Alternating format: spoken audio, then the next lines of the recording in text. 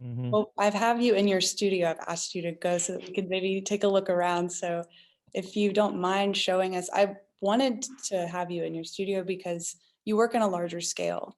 And I think that it would be Mhm. interesting for folks to see, you know, kind of how that process begins or the space in which it begins. So if you maybe, Well, well, just to preface it, the large painting that's in front of you, that was created in another space, and my rule of thumb is I work to the size wall that I have. So right now in this space, it's my it's a garage in my house that I just repurposed, right? So I'll show you. Um, so you, how do I switch this thing now?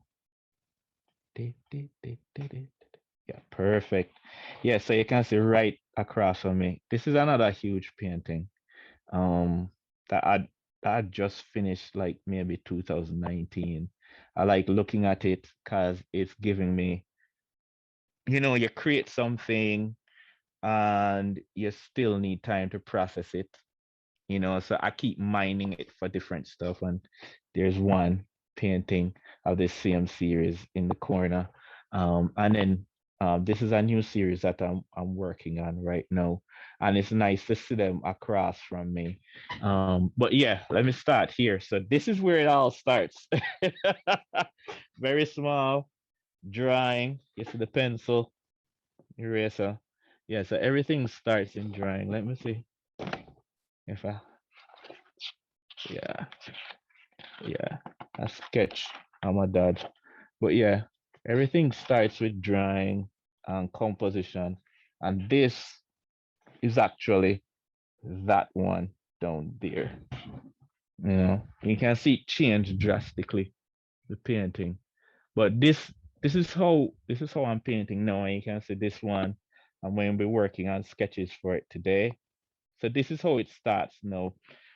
Earlier with these guys, all the surface was like was like this, because I just came out of grad school, right? So um my alma mater is the New York Academy of Art. So we get taught like the old master technique from the academic point of view. So a lot of neoclassical art, it starts gray because the gray is a mid ground, and from there you go dark or light, and it helps with controlling color and stuff. So this is a sister piece in how hard my perception of me. So you can see I'm playing with those stereotypes too. But this one I wanted it to look more photographic because I was playing with ideas of photography and how the photograph lies and stuff like that, and how we see it as a measure of truth, but then it's not really. It's fallible, just like every other thing that we have, like now we're in the era of fake news. So now we're realizing that the news reporting too can be fake, so it kind of speaks to where we are. And this is a series that I'm working on currently. It's black and white, and it relates to the portrait of George Carver and Stephen Thomas too. But how I view it is like, so it came, this whole black and white series came about because my father passed a couple of years ago, like 20 years ago. And so since then I've been looking for archetypes to kind of mold, are like role models to follow, right? And this is my mom, a portrait of my mom. So for me, I kind of see it as eventually the series will be like the Greek gods. My mom will be on the top, and then all those influential people will be smaller at the bottom, that kind of add to my life.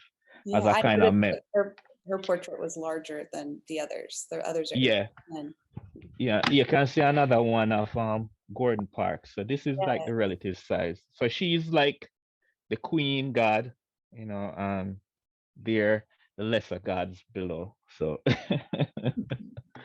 yeah, there's another one. So she is this one she's getting ready for church on the porch that I grew up on, and then this one she's just you know casual, yeah. And then we have these diver series that I'm working on. So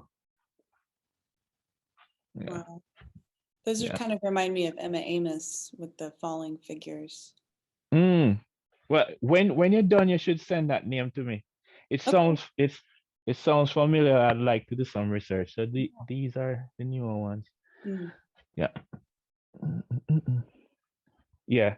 And then because these are so different from what I've done before, the earlier works. If you can notice, the early works are very flat, the space, because as confronting modernism and thinking about um as a representational artist, how can I bring representation into now, bringing all of that history of de Kooning, Rushenberg, all the modernists and all of that stuff, and then make realist work that's poignant and feel like it's now, you know. But then also too, I was in my room creating all of this stuff. I was in my room in Jamaica, didn't really go anywhere. So it's like maybe 10 by 10 box.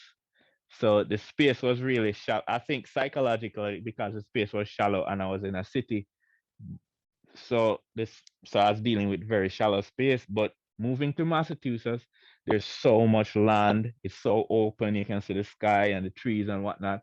So space started to come in the paintings. So it's kind of nice how even subconsciously you're absorbing all of these things. And I'm just using it to help chart my life, like a visual diary, so to speak. So let me go to the small ones here, and then mm,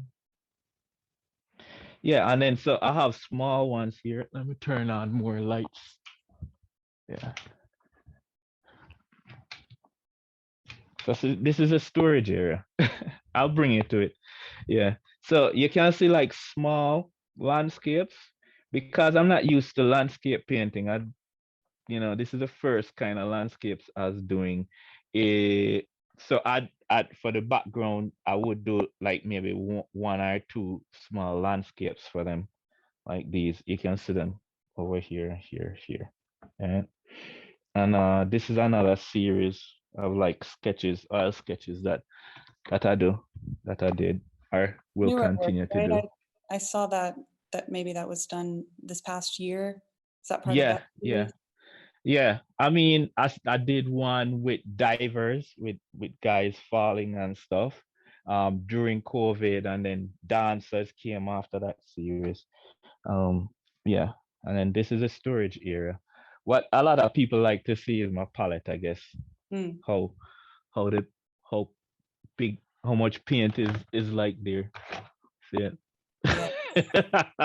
A couple, a lot of different ones. So this is when this one, cause it's so low to the ground. There's a paint.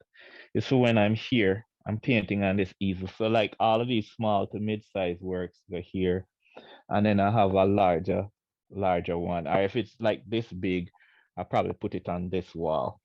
And then this is a standing easel here. Yeah, yeah, you can see it. So all the paint is there too, you know. How much time a day do you spend in your studio, would you say? Ah, uh, because I have a full-time job, it Mm. was like an hour at most, an hour a day. But the thing is, that's why I was telling the panelists, like on Saturday, that talent means nothing. It's just work. Because honestly, the Japanese have a saying that instead of doing stuff in chunks, it is better to consistently do something, even for a small amount of time. You'll get more stuff done. So that's my mentality. Whatever time I have, it's consistent. So from Monday to Saturday is that 1 hour. Saturday is probably like 3 hours I get, you know. But just consistently working, focus, work, and it happens. When I was doing these bigger ones, I was in Jamaica with maybe like painting like 10 hours a day, right? With these ones, it was those 1 hour spurts, you know? So it depends. I know summer is coming, so I'll have more time to, so it varies.